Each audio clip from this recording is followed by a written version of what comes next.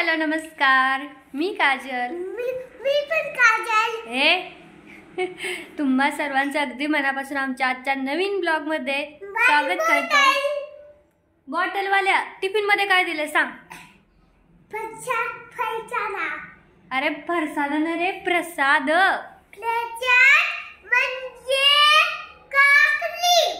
काकडी आणि हे गाजराचा हलवा प्रसादाला केलता म्हणून तो प्रसादच झाला का आता? तुला आवडतो? तू तो पण का काढला? अरे तुला आवडतो का? अरे साल काढल्यावर तुला पटपट खाता येईल ना. साल असल्यावर थोडं दाताला लागतं. तुला आवडतंय?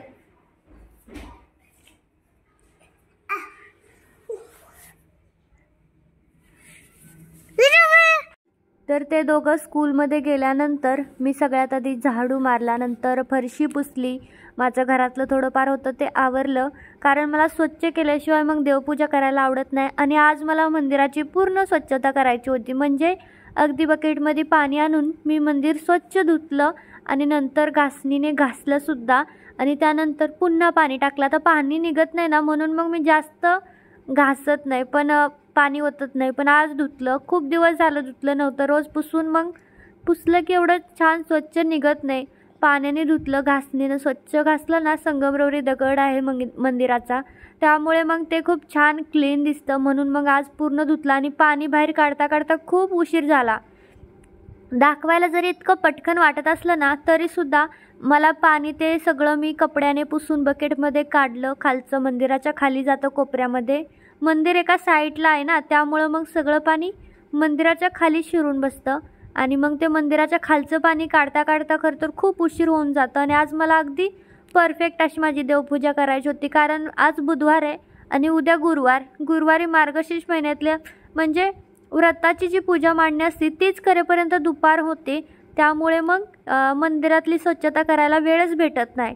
तर माझंच नाही, सगळ्याच बायकांचं किंवा सगळ्या मुलींचं असंच होत असेल असं मला वाटतंय. आता माझ्यासारखं सगळ्यांचं जवळपास आयुष्य असतं. अगदी घाई गडबडीमध्ये सगळं करणं, घरचं बघावं लागतं, कस्टमरचं बघावं लागतं, पुन्हा मुलाचं सगळं बघावं लागतं. ह्यामध्ये सुद्धा मला 2-2.5 तास लागतात उद्याच्या पूजेसाठी गुरुवारच्या. मग मला मंदिराचं सगळं साफसफाई करणं होत नाही. आणि म्हणून मग मी आज बुधवारी, आणि तसं पण बुधवार हा गणपती बाप्पाचा वार असतो. आणि माझी सगळ्यात जास्त अगदी लहानपणापासून म्हणजे बाप्पावरती खूप जास्त श्रद्धा आहे पहिल्यापासून. म्हणजे सगळ्याच देवांवरती आहे, पण मी जशी लहान होती ना तसं मला कळायला लागलं, तसं मला अगदी बाप्पाचं म्हणजे खूप वेगळंच नातं निर्माण झालं. त्यामुळे तर आज मी सगळ्या देवांना अभिषेक केला. पहिल्यांदा स्नान घातलं दुधानी पाण्यानी, आणि त्यानंतर सगळे देव पुसून व्यवस्थित मंदिरामध्ये मांडले. तर मी मंदिरात पहिल्यांदाच बघा अशी पेपर टाकून घेते खालच्या पण साईडला, जिथं मी सामान ठेवते तिथे. आणि वरती मी देवाचं वस्त्र हातरते ना, तिथे पण वस्त्राच्या खाली पेपर टाकते. कारण की जे आपलं लाल कलरचं वस्त्र आहे ना, ते खाली मंदिराच्या साईडला चिकटतं. कधी कधी समजा पाणी सांडलं वगैरे तर ते चिकटतं आणि मग त्याचे धागे तुटून बसतात. मग ते कपडा आपला खराब होतं. तर त्यासाठी त्याच्या खाली ना नेहमी कागद टाकायचा. आणि त्याचसोबत आपण देवाला सेपरेट तेल वापरतो. मग त्या तेलाच्या बॉटलच्या खालीसुद्धा, किंवा तुम्ही जे काही किटली वगैरे वापरत असाल त्याच्या खालीसुद्धा पेपर ठेवायचा, म्हणजे ते पाणी वसून घेतो पेपर. तर माझी छान इथं सगळी मांडणी करून स्वच्छ झालेली आहे, कारण उद्यासाठी. आणि उद्याची तयारी आजपासूनच मी चालू करते, जसं की दिवा वगैरे साफ करून घेणं, हे सगळ्या गोष्टी. त्यानंतर मला स्वास्तिकचा खूप म्हणजे अगदी मला खूप आवडतं स्वास्तिक काढायला. तर मी मंदिराच्या दोन्ही साईडला स्वास्तिक काढते, व्यवस्थित पूजा करते, सगळे मंत्र जप आरती करते. मला किती वेळ जात असेल ना, म्हणजे 2 तास तरी पकडूनच जायचं. म्हणजे आज तरी 2 तास गेलेच असतील, कारण मंदिराची साफसफाई केली. पण एवढं सगळं शूट मी तुम्हाला नाही दाखवू शकत, म्हणजे बोर होऊन जातं. मग जास्त मोठं व्हिडिओ झाला की तेच मग बघून बोर होता तुम्हीसुद्धा. म्हणून मग एवढं सगळं शॉर्टकटमध्ये स्किप करून मी दाखवते. तर आता छान असा दिवा लावून घेतला, अगरबत्ती लावली आणि माझं पूजा चालू आहे. तर मी काल देवीसाठी एक वस्त्र शिवलं होतं, साडी शिवली होती उद्याच्या पूजेसाठी. तर माझी साडी बघून ना माझ्याकडून अजून कस्टमरने साडी शिवून घेतली. त्याने ब्लाऊज पीस शिवायला दिलेला पीसमधून म्हणले नाही ब्लाऊज पीस नको शिव, ब्लाऊज पीस नंतर बघू, आधी तू देवीसाठी अशी साडी शिवून दे आम्हालासुद्धा. तर मी सुद्धा अगदी लेस वगैरे लावून छान साडी त्यांना शिवून दिली. एवढंच की त्याचे मला फोटो काढणं किंवा व्हिडिओ काढणं झालं नाही, कारण मला पण कामाचं खूप गर्दी असते आणि मी त्यांच्याकडून पैसेसुद्धा नाही घेतले, कारण मी देवासाठी केलं. मग मला वाटलं माझा पण हातभार, दुसऱ्यांची का पूजा असते ना. तर माझं टी व्हीला रोज संध्याकाळ सकाळी हे चालू असतं मंत्र जप, आणि गणपती बाप्पांचा आज वार होता म्हणून त्यांचे लावले होते मी. आणि माझी सगळी पूजा बघा किती छान वाटतंय. मंदिर इतकं प्रसन्न वाटतं ना देवपूजा झाल्यावरती. तर आमच्या घरात ना सदैव सकाळी संध्याकाळची देवाची गाणी लागतात, त्यामुळे रुद्राचे सुद्धा भरपूर सारे मंत्र जप किंवा नामस्मरण त्याचे पाठ आहेत आणि त्याला येतात सुद्धा.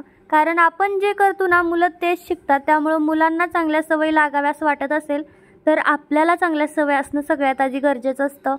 तर आमच्यामध्ये ओरडाओरडीसुद्धा मी लगेच ओरडते. ह्याचे पप्पा जरी जोरात मोठ्याने बोलायला लागले मी लगेच त्यांना शांत करते, कारण आपण मोठ्याने बोललो ना की मुलं तेच शिकतात. तर ह्यांनी मग मार्केटला गेले, रुद्रला सोडला आणि मार्केटला जाऊन माझ्यासाठी आता शेक चालू केला. त्यामुळे बनाना तर खूप लागतात. मग 1 डझन त्यांनी मोठे मोठे बनाना केळे आणले आणि ॲपलसुद्धा 1 किलो आणले. तर हे 1 किलो आम्हाला आठवडाभर पुरतात ॲपल 1 किलो आणले की. मग मी काय करते, छान वॉश करते, धुते. आणि बनाना मी केळे नाही धुत, तशीच ठेवते, कारण आपण सालं काढून वापरतो, त्यामुळं मग ती धुवायची गरज नसते. पण बनाना 1 किलो आणलेत ना, मग मी ते काय करते, त्यातली खूप जणांना वाटतं फ्रीजमध्ये ठेवल्यावरती चेंबून जातात, तर असं नाही. फ्रीजमध्ये जर आपण केळी ठेवली तर केळी चांगली फ्रेश राहतात, अगदी जशी पाहिजे तशी टवटवीत राहतात, त्यामुळे फ्रीजमध्ये ठेवायला पाहिजेत. तर मी आता हे सुद्धा एका टोपलीत भरले आणि हवा जाईल अशा टोपलीत ठेवायची, म्हणजे ते खराब होत नाहीत, नासत नाहीत. तर मला जेवढे आता आज किंवा सकाळसाठी लागतील ना तेवढे मी साईडला टोपलीत काढून फ्रीजच्या वर ठेवते आणि मग बाकीचं जे आहे ते फ्रीजमध्ये, कारण आता हिवाळा चालू आहे आणि थंड खाणं म्हणजे नको, म्हणून मी असं बाहेर काढून थोडंसं ठेवते.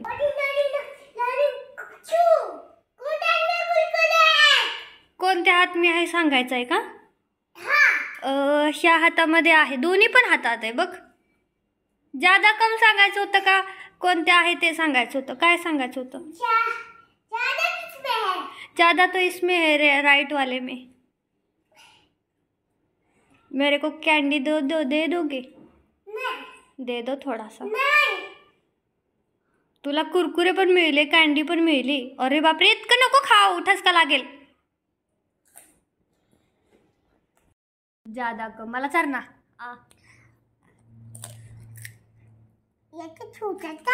बाळाशी काय म्हणत होता? गर्दन खाली, पैर खाली, हात खाली. किसकी गर्दन खाली? किसकी? तू म्हटलं ना मगाशी गर्दन खाली मैंने.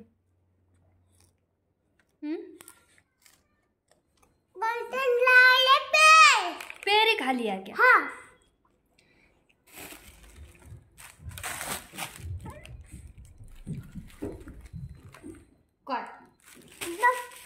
पप्पानं दिलंय होय? मला पण दिलंय पप्पानं, अर्धा घ्यायला सांगितलंय. कुठे दिलंय? ठीक आहे, ते 2 कलर आहेत ना, एक तुला एक मला.